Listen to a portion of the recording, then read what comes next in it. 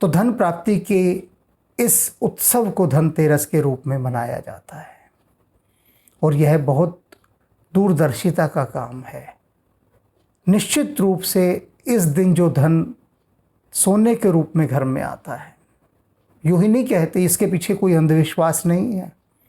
बहुत सारी बातों को मैं कहता हूँ कि ये स्वीकृत नहीं है, इन्हें नहीं मानना चाहिए, ये व्यर्थ की बातें हैं, ये पंडित पुजारियों द्वारा फैलाई गई हैं। लेकिन ये धनतेरस की बात, मेरा कोई सोने चांदी का व्यापार नहीं है कि मैं कोई बहुत बड़ी सोने चांदी की कंपनी खोल कर बैठा हूँ और बड़े बड़े महान अभिनेताओं को उसके विज्ञापन के लिए रखा हुआ है मैंने, ऐसा कुछ भी नहीं है। लेकिन फिर भी मैं इस बात को पूरी प्रबलता के साथ कह रहा हूँ, बलपूर्वक कह रहा हूँ कि धनतेरस के दिन सोना या चांदी खरीदने से घर में समृद्धि आती है। सोना तो प्रतीक ही समृद्धि का है, लक्ष्मी जी का वास सोने में ही होता है। तो इस दिन जो भी सोना या चांदी, क्योंकि ये दोनों ही मूल्यवान धातु हैं, इन्हें जो खरीदता है, यदि इस खरीद के साथ उसका भाग्य थोड़ा बहुत भी मैच कर जाए, थोड़ा बहुत भी, तो फिर समृद्धि के द्वार उसके लिए खुलते जाते हैं। ये इस तरह से समझ लीजिए कि आज के दिन यानी धनतेरस के दिन सोना या चांदी खरीदना माने आपने जैसे कोई एक लॉटरी का टिकट खरीदा हो। लेकिन इस लॉटरी के टिकट की ये ख़ास बात है, ये कभी फेल नहीं होता, कभी भी। बाकी लॉटरी के टिकट में क्या होता है, आपने खरीदा, नंबर नहीं लगा तो टिकट बेकार, फाड़ के फेंक देते हैं लोग। यहाँ ऐसा नहीं है। अगर आपने इस दिन सोना या चांदी खरीदा तो भविष्य में वह आपको कई गुना बढ़कर ही मिलता है, जैसे देवताओं को मिला, और किसी को बहुत जल्दी मिल जाता है। क्योंकि सोना और चांदी ये वे धातुएं हैं जो अपनी ही जैसी दूसरी धातुओं को अपनी ओर आकर्षित करती हैं। अब आप सोना खरीदेंगे, घर में और सोना आएगा। सोना माने क्या, समृद्धि। वो सुना है ना, मेरे देश की धरती सोना उगले उगले हीरे मोती। तो ये एक सोना आपके लिए बहुत सारे स्वर्णों के द्वार खोल देगा। धनतेरस की इस महिमा को समझते हुए भगवान धन्वंतरी को भी नमस्कार कीजिएगा, क्योंकि वे बहुत बड़े चिकित्सक हैं, भगवान विष्णु का ही अवतार हैं वे।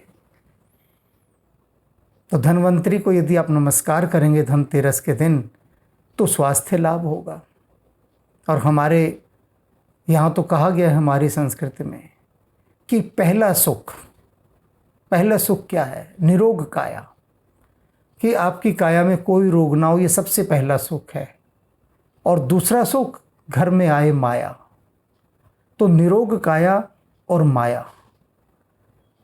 तो धनतेरस के दिन आप दूसरे सुख की ओर बढ़िए, क्योंकि माया की संसार में बहुत आवश्यकता है, बहुत के सारी ही आवश्यकता है।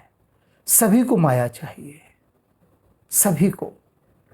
कोई साधु भी है, सन्यासी भी है, कितना भी साधु सन्यासी क्यों ना हो, लेकिन बिना माया के उसकी गति नहीं हो सकती। अनिवार्य रूपेण माया चाहिए ही चाहिए। अब ये एक अलग बात है कि माया सात्विक रूप से चाहिए या तामसिक रूप से। तो माया सात्विक रूप से आए, धार्मिक रूप से आए। इसीलिए तो आपने देखा होगा ना, प्रत्येक व्यापारी की तिजोरी पर लिखा होता है शुभ लाभ। ये बात अलग है कि वो सिर्फ लिखने के लिए होता है। शुभ लाभ का मतलब ऐसा लाभ जिसमें कोई पाप का अंश नहीं है, कोई बेईमानी नहीं है, जो जायज़ था, जो उचित था, उतना लाभ कमाया, शुभ लाभ। लेकिन लिखने पड़ते हैं ऐसे स्लोगन, अच्छे लगते हैं, खूबसूरत लगते हैं, अपनाने के लिए नहीं होते, वो लिखने के लिए होते हैं। और लिखी हुई बातों से ही प्रभाव पड़ता है। देखते हैं भाई, लाला जी की तिजोरी पर लिखा है शुभ लाभ, और सेतिया भी बनाया हुआ है हनुमान जी वाले सिंदूर से, तब लगता है भाई लाला जी तो बड़े ईमानदार हैं।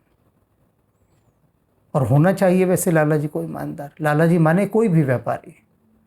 तो धनतेरस पर भगवान धन्वंतरी को नमस्कार करते हुए, भगवान विष्णु को नमस्कार करते हुए, और सोने के रूप में लक्ष्मी जी को आप अपने घर पधारने के लिए निमंत्रित कीजिए। आपकी धनतेरस आपके जीवन में माया के द्वार खोल